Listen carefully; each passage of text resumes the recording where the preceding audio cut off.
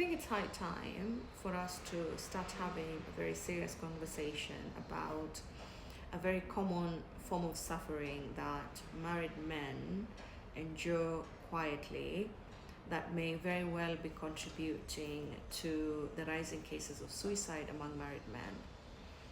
And the married man I'm talking about in this scenario is one who is constantly berated, constantly criticized by their spouse. They're constantly ignored, even when they're trying to ask about the well being of their spouse. They are rejected for any form of intimacy that they request from their spouse. Yet, despite all this mistreatment from their spouse, this man continues to feel a strong sense of responsibility to their spouse. They still feel obligated to continue providing for their spouse. Not that they're expected, no, they feel a sense of obligation, duty, that they have to keep providing financially, physically, emotionally, socially, in any way that the spouse asks. And if the spouse doesn't ask for their support, then that really bothers them more than the mistreatment. And so they might provoke the spouse to criticize them, to ignore them, to reject them. And you want to understand, why would such a person put themselves in a position where they're being mistreated? And then I would introduce to you this concept in psychotherapy we call the Masochistic Contract, where a person enters this dynamic where they identify or over-identify with suffering. So they find meaning in suffering, either because they're hopeful that at the end of it, this person is going to love them, they're going to see how much they've suffered, how much punishment they've endured. And so the last part would be atonement.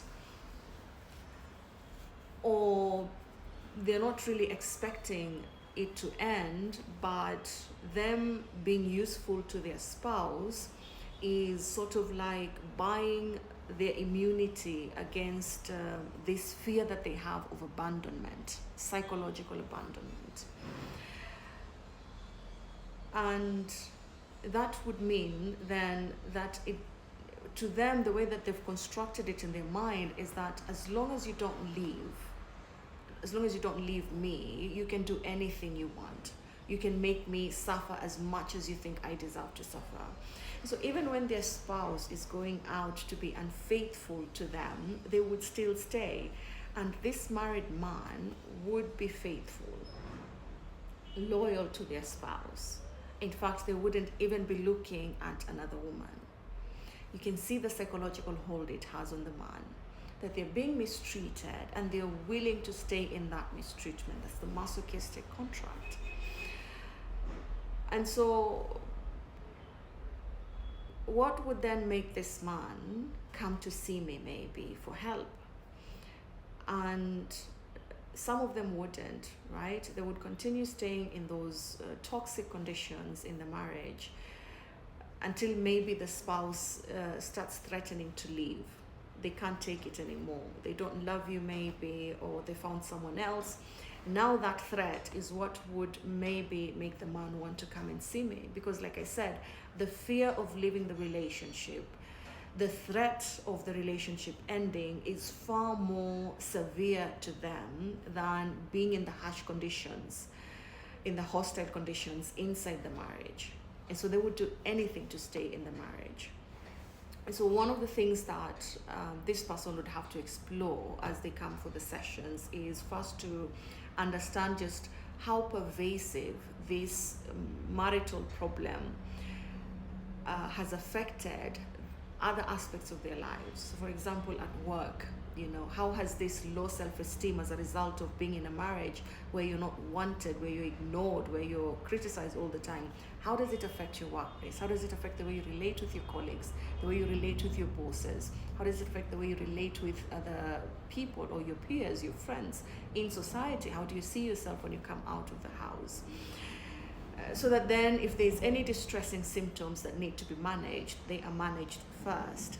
And then later now you start getting into the deep-seated psychological issues that inform these behaviors, that allow the man to feel like suffering is meaningful. Like for them to be loved, they have to be useful. For them to be loved, they have to endure, a significant amount of suffering. And so those are the things that would be explored. So this married man that is suffering through this masochistic contract, there are ways that they can learn to find themselves and to understand the motivations that drive their behaviors, that drive their choices in that particular marriage, in that particular relationship. Because you'll also find that if this is not their first relationship, this is not their first marriage, then it's happened before. And so the other things that they'll find is they identify a pattern of choices that they keep making over and over again in the relationships.